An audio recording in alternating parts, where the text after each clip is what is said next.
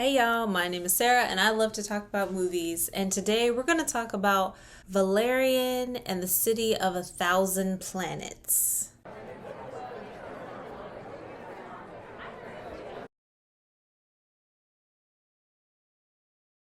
The movie begins with a bunch of astronauts on a satellite called Alpha make these introductions with different species over the decades. And each species or each culture creates a space on the satellite, and eventually it grows so large that it starts to drift into the path of Earth. They basically decide to put a bunch of rockets on the side of it that will push it further into space. Over time, while humans are still like the dominant species on the satellite, it's become a sort of a beacon of compromise and diplomacy. You know, all of these species and cultures working together, living together harmoniously is like an example for the galaxy. So after we see the introductions and we see the captains of the ship welcoming whoever the newcomers are over the decades, and then current view of Alpha Station. In the next scene, we're in a totally different place, and the view is of a whole different planet, Mule. Totally different people, and we follow one of the inhabitants through her morning routine, waking up, getting dressed, going outside, taking her pet, greeting people. Shortly after that, there are fires in the sky and pieces of what look like a spaceship falling out of the sky. So she goes closer to the shore to look, and a small group of inhabitants goes to visit what remains of one of the ships that fell. And at the same time that they are making their way inside, they see a much larger piece falling out of the sky. And so they decide to close the door to protect themselves. This being runs back towards where her people were, her parents were, and she can't find them.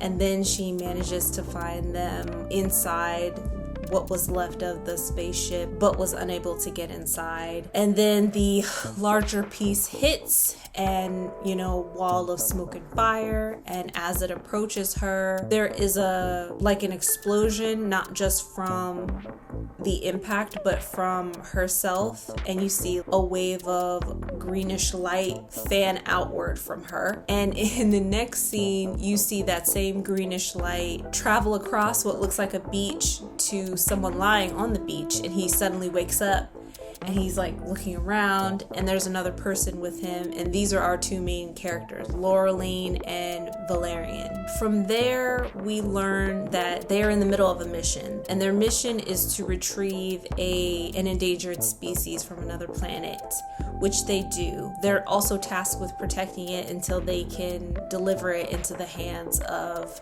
others who will take care of it. After they return to Alpha, their captain is attacked and kidnapped. And at the same time, a threat to Alpha is discovered by the security team, that there's a radiation leak that is spreading and that there are unknown individuals moving in and out of that area, getting ready to confront whoever or whatever is in that area. Laureline and Valerian are separated temporarily. Valerian goes missing. So Laureline is left on her own to find out where Valerian is, to meet with him, continue to protect the endangered species, and to find out what has invaded Alpha. They meet up together.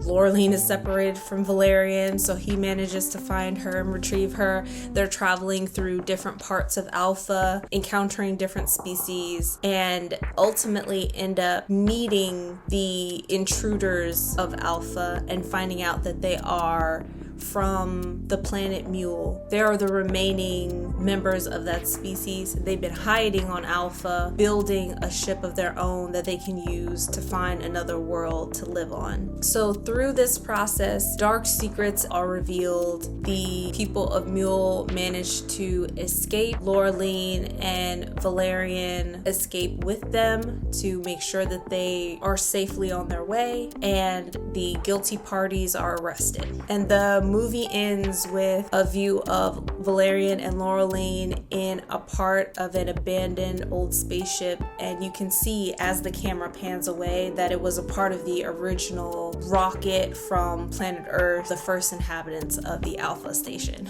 And that's how the movie ends. Now, I don't know if y'all remember when this movie came out, but it was kind of a big deal. Huge budget, huge casting, incredible effects, directed by Luc Besson, and who is a iconic French director who's known for his science fiction films. The Fifth Element is top 10, absolutely one of my favorite movies of all time. So I was very excited to see this film. I didn't know if it was based off of a graphic novel or a young adult novel or something, but it has that look to it. So my expectations were pretty high. I skipped over so much stuff because there is so much. It's kind of like Star Wars. There are so many characters, species, names of planets, names of things that don't mean the same thing.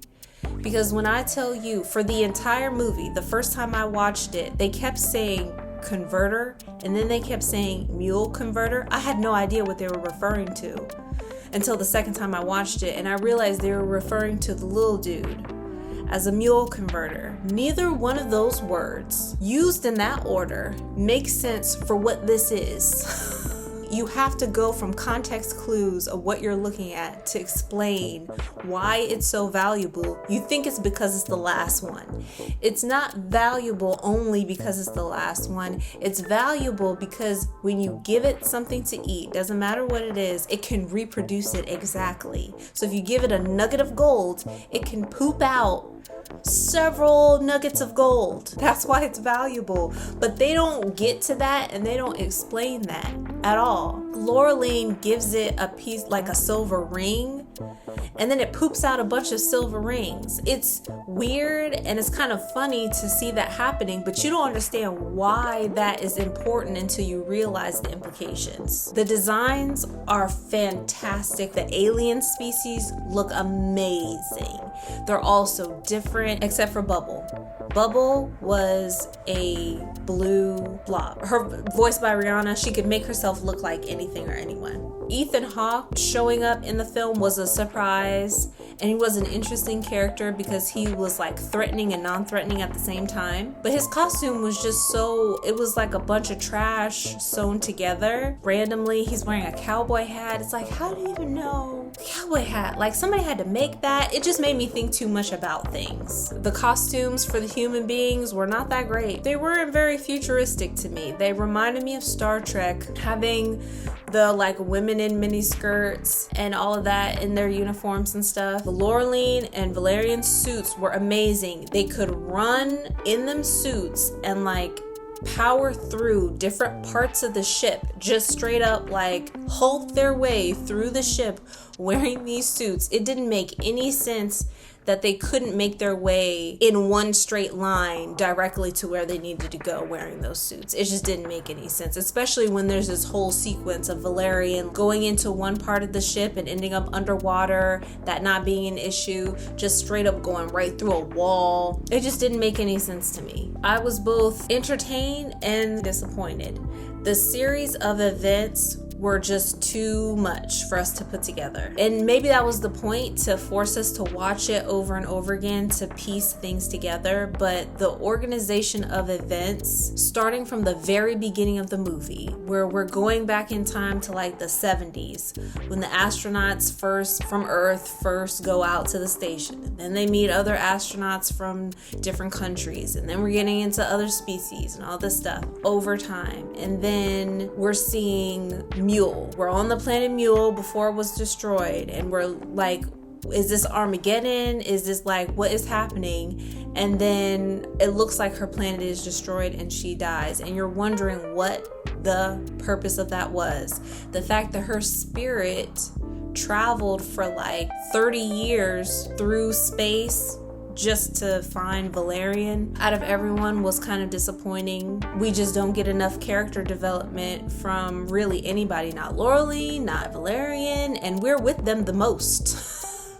I think the most emotional performance was by the first Pearl that you see when she wakes up. Her moment, which was so short, it was only a few minutes, but her going from this absolutely joyful awakening with her little mule converter guy, her going to speak to the mother boys, especially the one that she had the crush on, obviously, was cute and adorable. The fact that she's the princess, but she is not separate from the rest of her people, going to visit her parents, and then realizing that she was not going to make it out, realizing that she was going to die. That moment for her as a character, that provided so much more than so many of the other performances in the film. Like, Bubbles died. Bubbles got stabbed randomly. She is a piece of bubblegum. She got stabbed and died. When they went to go rescue the mule converter, all the people that they were with that were helping support their mission died. Horribly. The whole multi-dimensional aspect at the beginning of the movie. You have people navigating on different planes. Like Valerian and Laureline had to steal back the endangered species, so they were operating on one. In order to access the endangered species, which was present on the other, having to use that box thing. It's just a lot. It's a lot of characters. It's a lot of hoo-ha-ha that doesn't make any sense. It's a lot of stuff to look at. When Laureline got captured, the funniest scene to me is when I don't know if she was the queen or the princess or whatever, was getting Laureline dressed for whatever that ceremony was where the king just like ate all that stuff, and Laureline was just screaming at her. I'm like, Laureline and Valerian are supposed to be like the best of the best. They're supposed to be like top of the class and whatnot, and she's just screaming at this being who cannot understand you. And she don't have to. They're the biggest, strongest beings on the ship. When they found out where Laureline was, they were like, oh, she's dead. There's no way in and out of that place, because they're so big and strong. And it's like a violation of their policies or whatever to enter into another territory. That was bizarre and funny.